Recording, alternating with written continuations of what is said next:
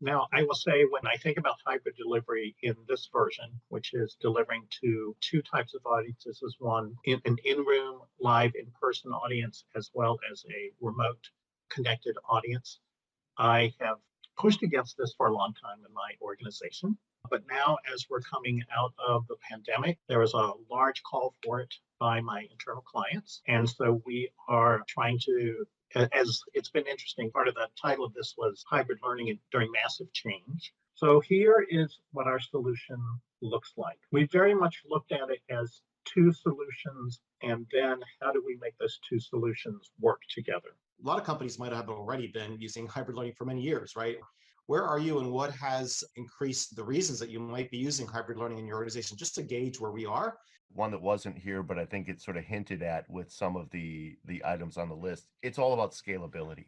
So for us, we have maybe 12 people in our central global learning and development team. We have 53,000 employees.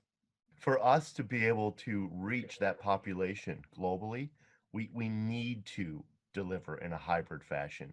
We just don't have the resources to fly people all over the world to do these different in-person learning interventions. Now, we have external partners that we do fly around sometimes, and they deliver for us. It's a way we sort of balance out that low staff. But it's all about scalability for me. Like, we've got to be able to really leverage multiple channels to get out to the larger population and give them flexibility on when they're doing their learning as well. Thanks, Anton. And I see that someone, so Ann B, I'm really intrigued by your comment about diversity. Would you like to speak more about that? Sure. So for 40 years, people with disabilities have been trying to break into the workforce, and they've had a lot of difficulty. And corporations have been able to say, oh, we're not able to support you because we can't accommodate your needs. And after the pandemic, when everyone had to go remote, they found ways to accommodate everyone's needs. And that served the population that has had barriers. Maybe the barriers that were physical disabilities or sensory, maybe they're visually disabled, auditory, neurodiversity, or even location where they could not get to the place of work. And we've made so much progress. So why have we moved to increase hybrid learning? A benefit is we were missing out on such a great slice of the workforce that's available. And now we have access to that. As we think about the evolving future of work, what are the biggest challenges or changes you anticipate for learning in the next 5 years?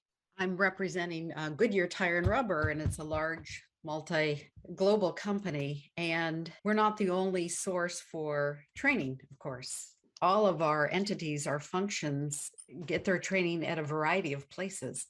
And so sometimes we'll put something out and we may not get the pull we thought we would have. So that's the competitions. There's so many LinkedIn Learning, just so many modalities and places to learn. And much of it has become free because of the pandemic. I support what Allison said. I don't think from my perspective, we can stop the consumption of information from any one employee and any one coworker in our organization. And I think we have to come to the realization of that just because of the access of information and the amount of information that's out there.